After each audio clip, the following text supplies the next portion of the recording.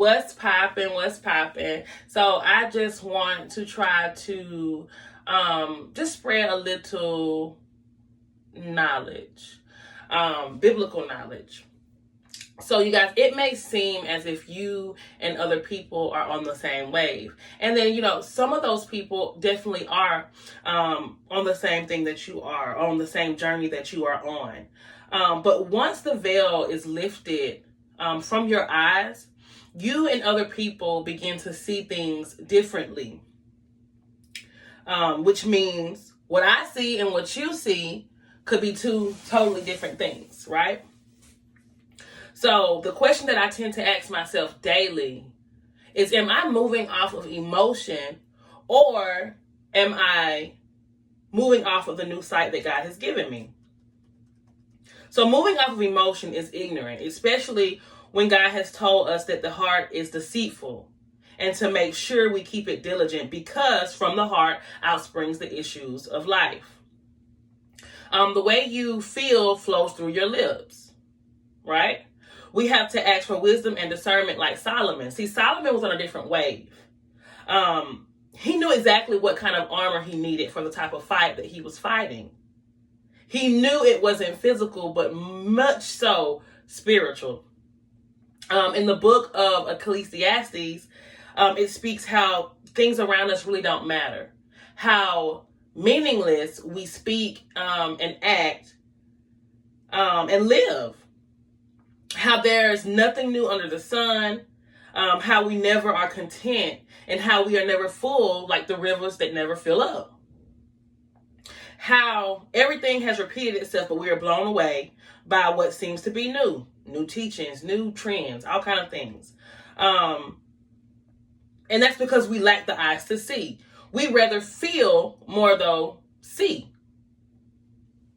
We must be like Nehemiah and take a step back to dissect and examine things and people for what they really are.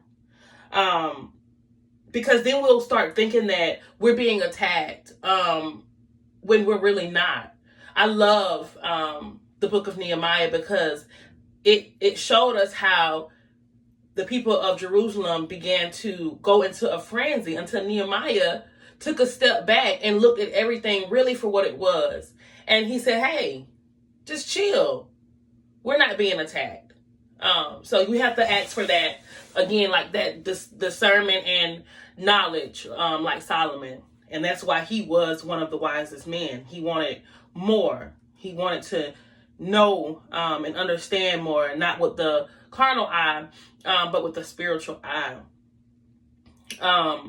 Not only does God call us, his people, to be set apart, but he calls us to not use the carnal eye, but the spiritual one. We must look deeper than the surface. We must recognize when our flesh is reacting and not the Holy Spirit. For the Bible states that the flesh lusts against the spirit. In everything that we do, we must consult with the Creator and not lean on our own understanding. Once we begin to lean on our own understanding, we begin to see things and people the way we choose to see them and those things. We begin to reflect on how we feel. And again, out of the abundance of the heart, the mouth speaks. But when we consult with God, we can see people and things clearly. Then we speak with wisdom.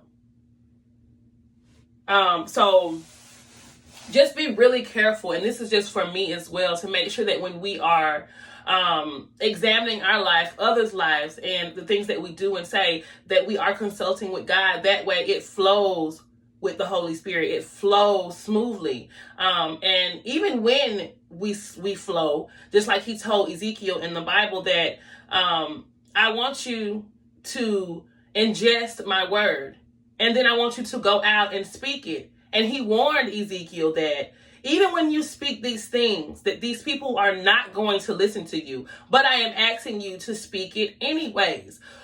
We have to stand firm on who God has called us to be, and the assignment that he has called us to do.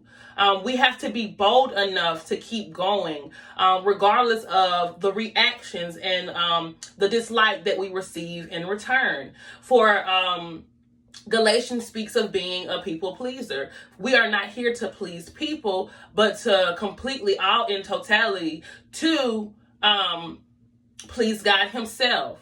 And yes, we want to do it with love, but you must do the assignment. You must complete the assignment that the Lord has given you to complete. And I just pray that God begins to remove the veil off of all of his people. But the Bible does say that many are called, few are chosen.